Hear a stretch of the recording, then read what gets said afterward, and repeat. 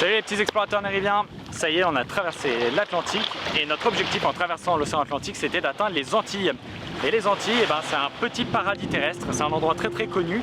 C'est un archipel constitué de plein d'îles qui forment un arc. Donc c'est un endroit tropical qui est très beau. Là-bas, on trouve des barrières de corail, des poissons magnifiques. On trouve des petites îles avec des plages de sable blanc, des petites îles paradisiaques et aussi des plus grosses îles qui ont été formées par des volcans. On y trouve alors des zones montagneuses, il y a de la jungle. Bref, il y a toute une diversité de paysages et il y a vraiment des centaines d'îles à cet endroit. Et cet endroit a aussi une histoire vraiment très riche.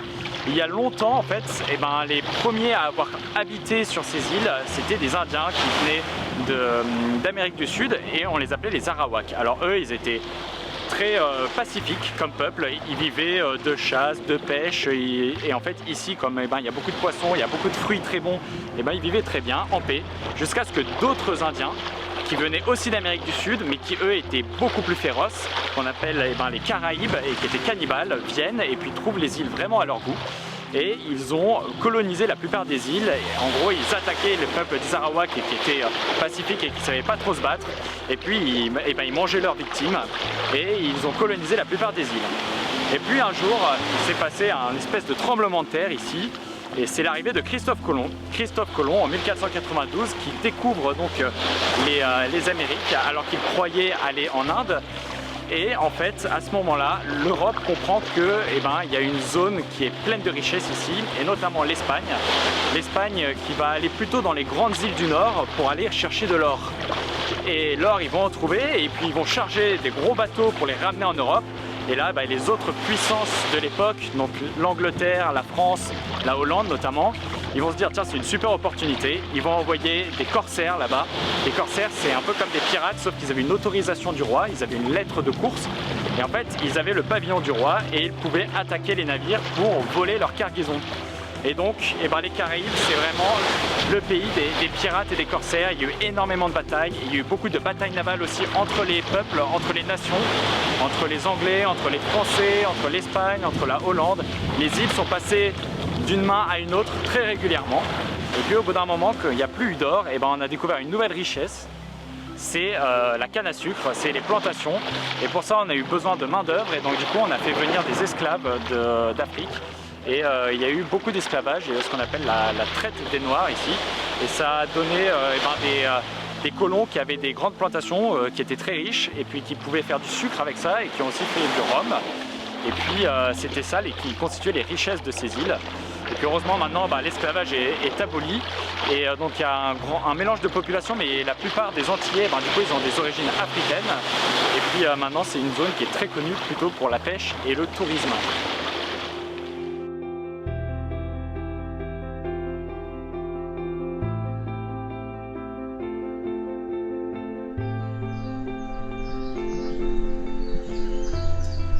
Salut les petits explorateurs nériviens. Salut.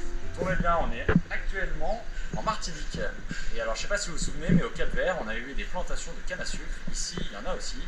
Et grâce à ces plantations de canne à sucre, on fait la boisson préférée des pirates et la boisson préférée des marins. Je suis sûr que vous en avez déjà entendu parler, ça s'appelle le rhum.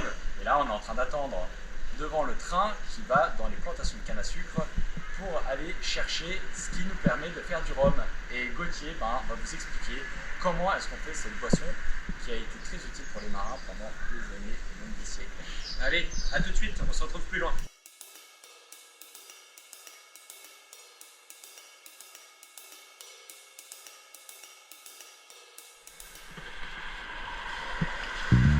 Ah, vous êtes là. Bon, ça y est, on a trouvé enfin les plantations de canne à sucre.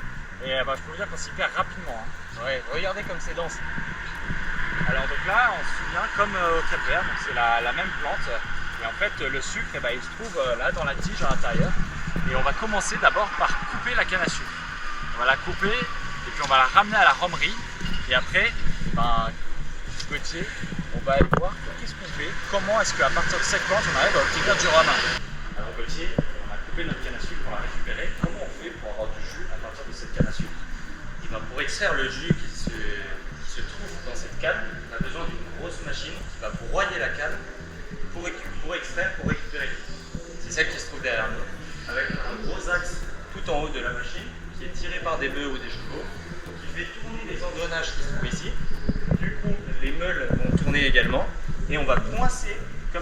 comme mes doigts. Bon, la machine ne tourne pas, hein, je crains rien. Les cannes à sucre ici, ce qui va broyer la canne à sucre, faire tomber le jus qu'on récupère en dessous. Alors donc maintenant on a notre alcool qui a été fait à partir de la canne à sucre. Qu'est-ce qui se passe et qu'est-ce que c'est que cette énorme machine? Et bien cette énorme machine qui se trouve derrière nous, qui est en cuivre, s'appelle un alambic. Et c'est cette machine qui va nous permettre de passer de notre alcool de sucre à notre rhum. On va chauffer l'alcool de sucre ici, il va monter en vapeur, se condenser, transformer en liquide, qui sera plus chargé en alcool. Et ici on pourra récupérer notre rhum. Soit du coup on récupère notre rhum ici, qui est blanc, c'est le premier rhum qu'on vous présentera tout à l'heure, le rhum blanc. Soit on le fait vieillir et on obtient un rhum ambré, un rhum vieux. Et c'est l'étape suivante. On va voir ensemble. Allez, let's go, à tout de suite.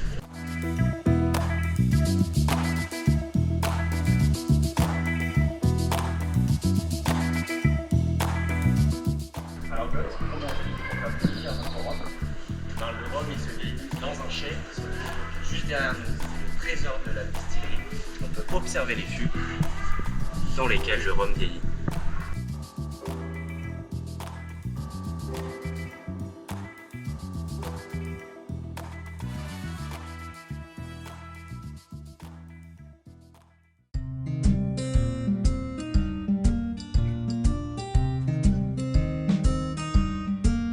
Bonjour les enfants, on est sur l'île de Barbuda qui fait partie de l'archipel d'Antigua et Barbuda au nord des Petites Antilles.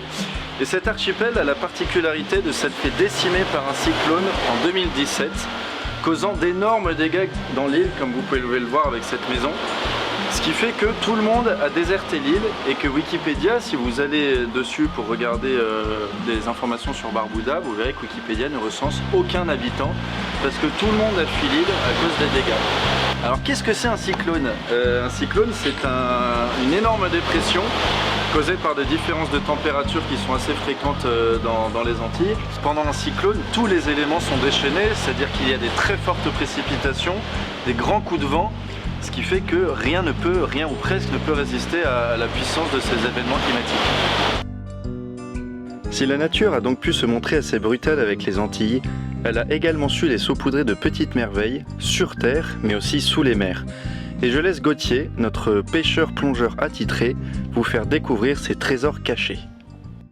Du coup là les images que vous allez voir c'est des images tournées en plongée sous-marine en apnée sur le récif corallien, sur des récifs coralliens. Premier poisson que vous pouvez voir c'est une sole, c'est un poisson qu'on a aussi chez nous en Méditerranée et qui se nourrit principalement de petits crustacés et de coquillages. Voilà, c'est un poisson qui est très joli parce qu'il ondule au fond de l'eau et il a des petits reflets bleutés sur les nageoires tout autour de son corps. Ici on a un joli poisson lion qu'on appelle aussi la rascasse volante et la particularité de ce poisson c'est qu'il a une série de dards sur le dos qui provoque la mort si on se pique sur ce poisson. Alors là on a une très belle tortue qui faisait la sieste dans le récif et elle était pas farouche au point qu'on a pu l'approcher et la caresser, cette belle petite tortue. Alors derrière le petit banc de poissons jaunes, ce qu'on a voulu vous montrer, c'est une famille de langoustes. Voilà, la langouste qui se nourrit, elle, de déchets de la fin du repas d'autres poissons. Par exemple, quand un requin mange un poisson, il reste l'arête et des petits détritus. Et ben les langoustes se baladent au fond, cherchent ces détritus et les mangent. Et elles se nourrissent également de petites algues. Et la langouste, on la mange et c'est très bon. Alors là, au début de la vidéo, je ne sais pas si vous allez réussir à voir ce qui se cache sur l'écran, mais il y a un joli poisson-pierre qui, grâce à son camouflage, se confond avec les rochers. On va le faire bouger, regardez, hop et hop, il part se réfugier dans sa tanière. Sur le récif ici, on voit un poisson-coque, reconnaissable avec sa forme assez surprenante. On dirait un bloc avec de toutes petites nageoires et des taches marron. Encore une fois, c'est un poisson qui est vraiment pas farouche, hein. Pas l'habitude d'être pêché ni chassé, du coup on peut s'en approcher facilement. Alors là c'est génial qu'on ait pu filmer ça, c'est une raie pastenague. Vous pouvez le voir, elle a une longue queue avec un dard au bout. Faut pas se piquer, mais il n'empêche que c'est un poisson magnifique à voir nager qui ondule au fond. Là on s'est un peu moins approché parce que dans le fond de l'écran vous pouvez voir un barracuda, un joli barracuda qui faisait plus d'1 mètre. On en a aussi en Méditerranée mais ils sont plus petits. Ici ils sont vraiment gros, ils peuvent atteindre 10-20 kg. Et enfin, comme il y a le lion dans la savane, il y a le requin dans les récifs coralliens. c'est le grand prédateur des eaux antillaises. Encore une fois, on ne s'est pas approché de trop près. Il est venu nous voir, mais on n'a pas voulu le caresser. Martinique a été découverte par Christophe Colomb en 1502, mais alors au début elle n'intéressait pas beaucoup les colons européens parce qu'elle était peuplée par des cannibales qui utilisaient le venin du serpent trigonocéphale qui faisait très peur aux Européens et donc qui les a découragés au début de s'installer jusqu'à ce qu'un Français prenne possession de l'île et en fait les Français ont créé le fort Saint-Pierre et donc qui ensuite a donné la capitale Saint-Pierre qui est juste derrière moi et au-dessus on peut voir la montagne Pelée et c'est lors d'une éruption de ce volcan-là que la ville a été détruite et c'est pour ça que maintenant la nouvelle capitale s'appelle Fort-de-France. Alors donc la Martinique ça se trouve dans la mer des Caraïbes, on est vraiment dans une zone tropicale et là comme on est en altitude c'est particulièrement humide et du coup c'est pour ça que là pour l'instant on a la tête dans les nuages, on voit rien et on peut voir derrière que du coup il y a de la végétation de partout, plein de fougères. Voilà, c'est vraiment typique des climats tropicaux.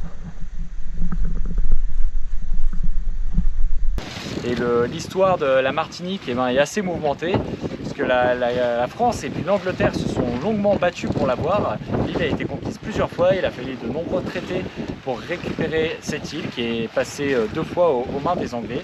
On a même dû sacrifier le Canada lors du traité de Paris en 1763 pour récupérer l'île aux fleurs qui était si chère aux Français. Voilà, c'est la fin de cet épisode sur les Antilles, qui sonne également la fin des îles paradisiaques et des météos clémentes. Les prochains épisodes seront résolument plus froids, avec la remontée de la côte des États-Unis et l'arrivée au Canada. À bientôt les petits explorateurs!